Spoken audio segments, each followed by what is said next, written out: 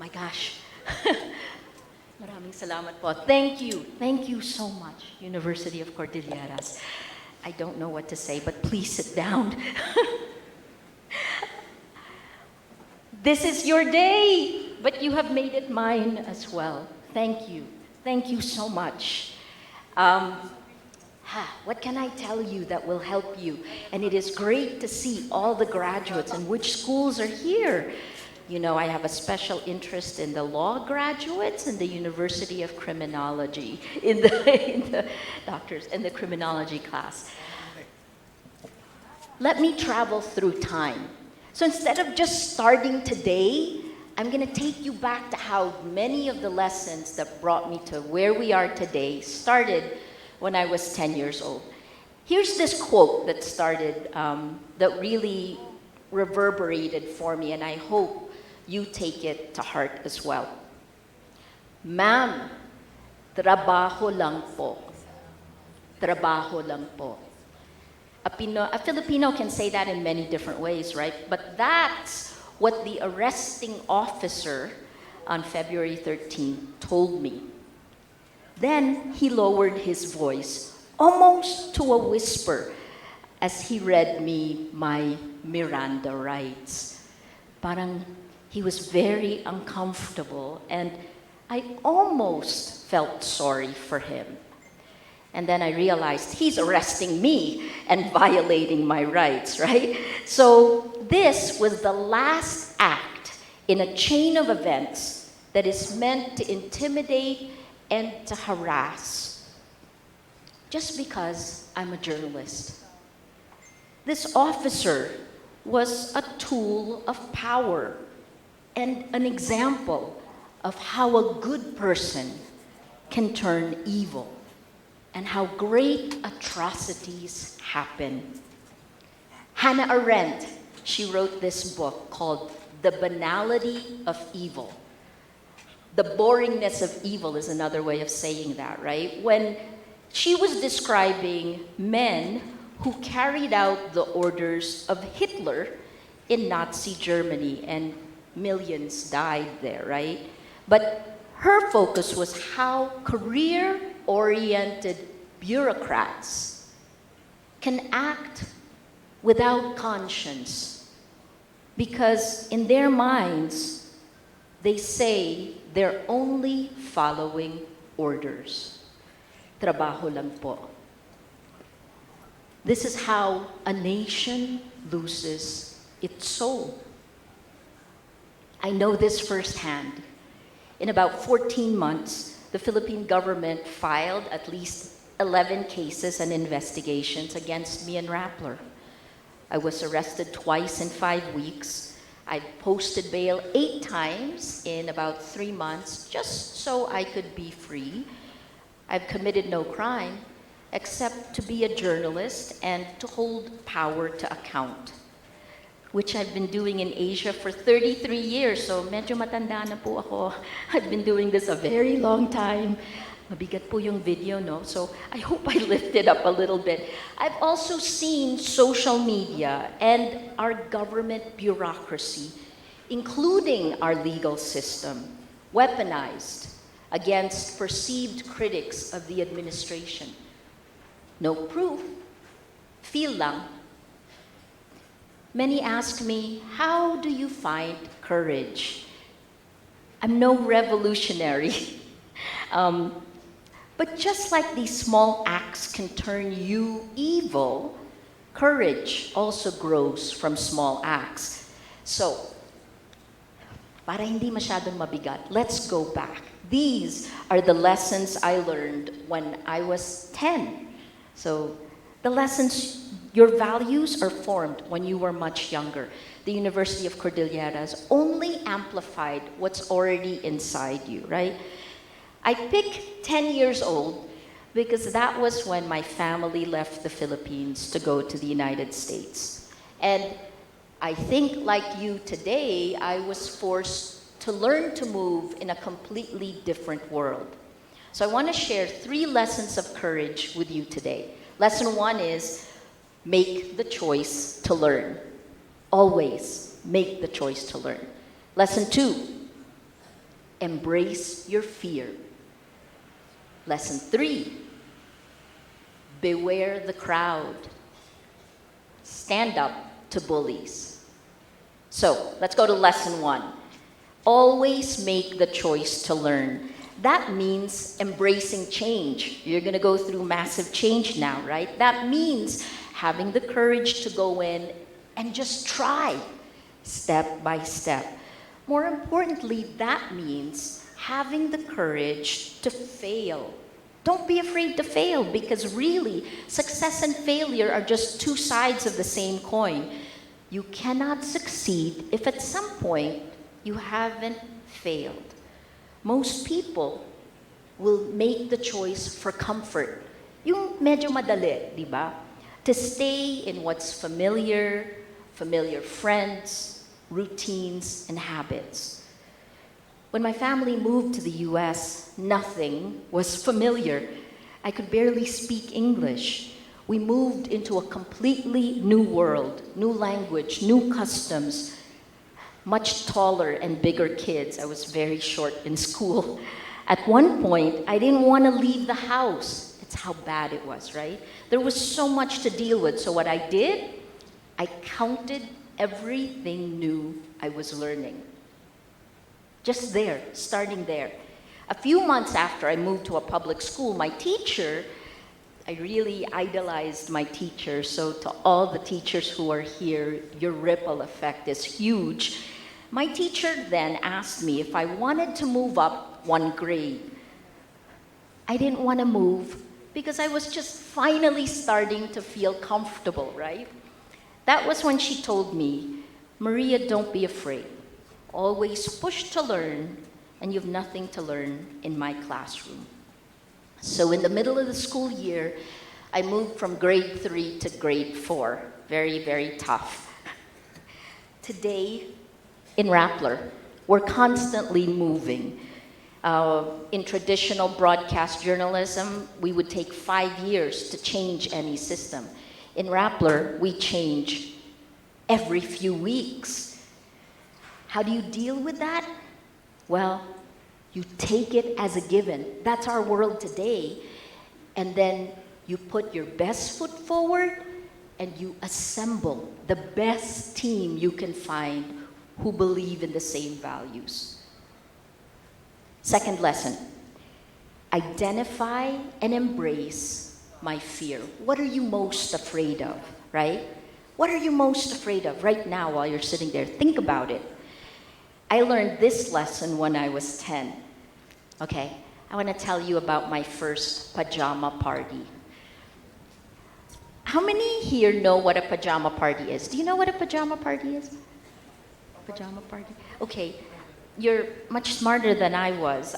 It's a sleepover, right? That's all it is. But in 3rd grade in the United States, I didn't know what it was. And when I got this invitation from the coolest kid in the class, Sharon Rakosny, she invited me to her pajama party. I asked my mom, who's also Pinay, diba? She was also getting used to the stage. She said, oh, it's a party you wear pajamas to.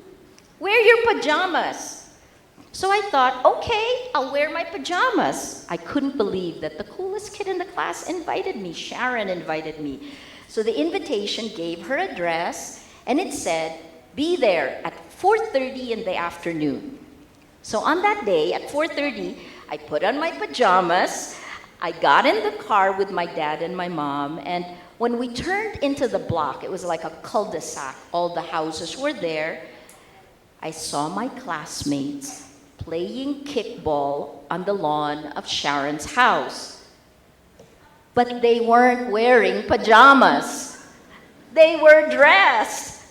So here I was in panic, and I asked my mom, who then finally admitted to me she didn't really know what a pajama party was in the United States. But by that time, it was impossible for me to do anything else but start to get out of the car because all the kids in my class had already seen me in the car, right? So opening the car door and getting out really took tremendous courage. When I did step out of the car, my classmates all stopped playing and they looked at me I wanted to shrink. I didn't know what to do until Sharon came to the car. She said, "Oh, you're wearing pajamas." I said, "Well, I thought we were supposed to." I was about to cry. Then she took my hand. She grabbed, excuse me, now I'm gonna cry. She grabbed my bag, and then she said, "It's okay. You can go inside and you can change." Go inside and change. So, what's the lesson there? You take a risk. You have to trust that someone will come to your help. And when it's your turn, you help someone else. That lesson stays with me.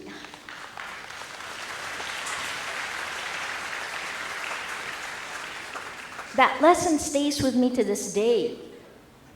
When I put my faith in the men and women of the Philippine judiciary who are touching the many cases against me and Rappler, I believe there are Filipinos in our justice system who have the integrity and will uphold the spirit of the law.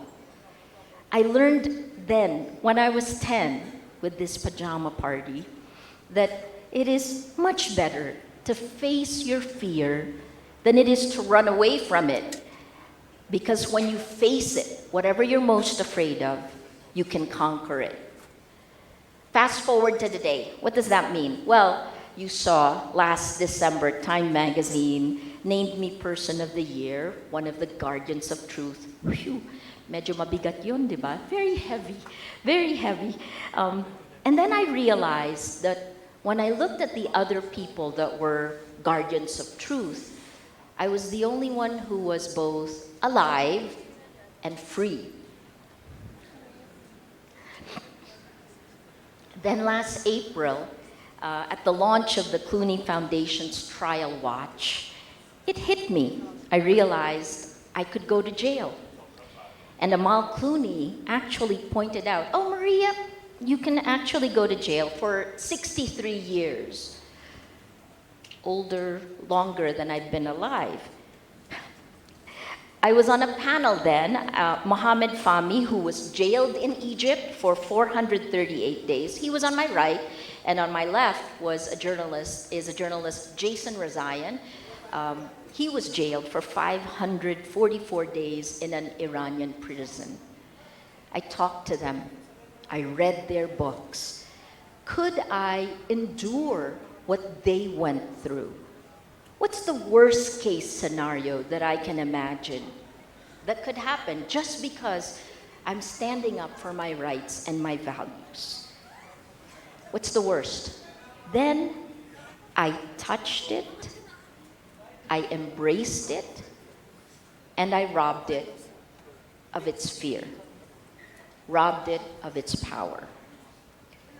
You prepare for the worst, and then you hope for the best. It's a good lesson for life, right? Which leads me to my third lesson, and this is also about fear, except this time it's about being in groups, gangs, being popular, and standing up against bullies. Again, a lesson from my 10-year-old self, because everything was foreign when I was 10 years old. I had no choice but to just observe, to watch. While there was pressure to do what everyone else was doing, I didn't know enough. I was too foreign. So I had the luxury to just watch, to understand the crowd, but not to necessarily be part of it. It's great training for journalism. What stuck in my mind was the story of, let's call her Debbie. I won't tell you her real name. She's a quiet, plain girl who was ridiculed because she wore polyester pants. I mean, bakit, di ba? Everyone in my class made fun of her, although I didn't really know why. I didn't want to speak up and ask. I mean, if I did, what if they started to make fun of me? You know this. Better not to stand up, to stand out and say the wrong things. Well, I played the violin, and one day after rehearsal, I found Debbie, who played the viola, crying in a corner. Part of me didn't want to ask her why, because I was afraid people would notice. No one talks to Debbie except to make fun of her. Still, since there were so few of us inside the rehearsal room, I gave her a tissue and asked her why she was crying.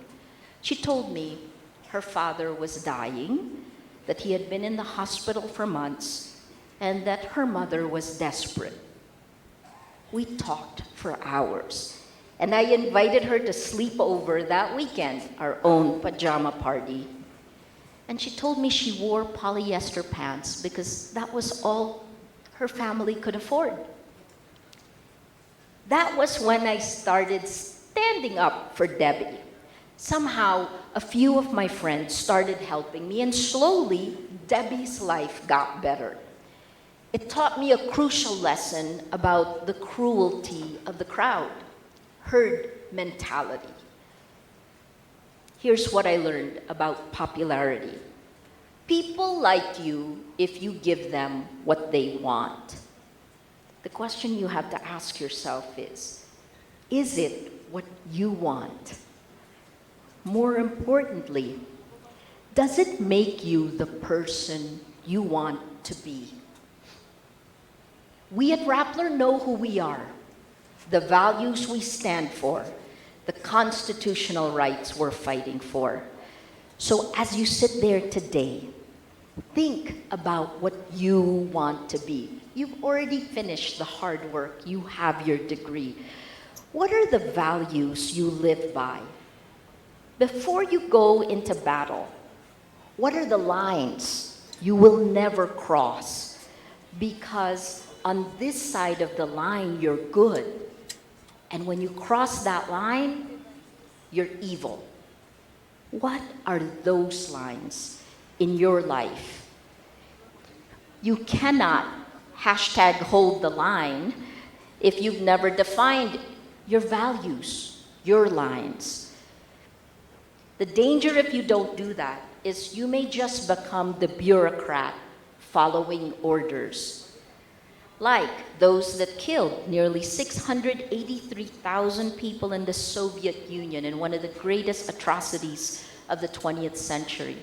Stalin's vision in the late 30s was carried out by people who followed orders. Deng Xiaoping, 500,000 to millions of people killed. Pol Pot in Asia. This was carried out by people who said, trabaho lang po. Trabaho lang po ito. So these three lessons, make the choice to learn. 1, embrace your fear. Stand up to bullies. And I see that.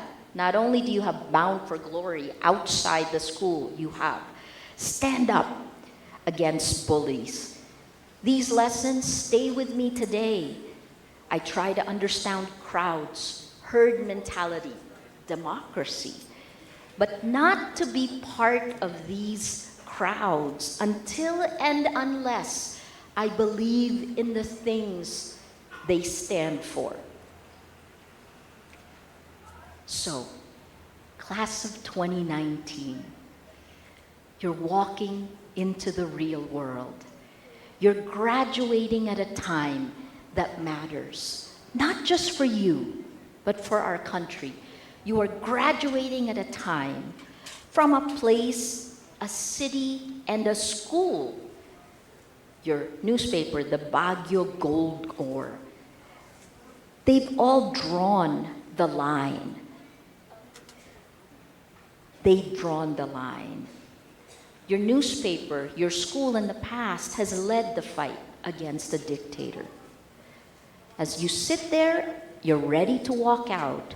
I wish you great courage on your journey, both to make yourself the person you want to be, that you look back on 40 years from today and say, I made all the right decisions, to make yourself the person you want to be, and in the process, create the nation we all deserve.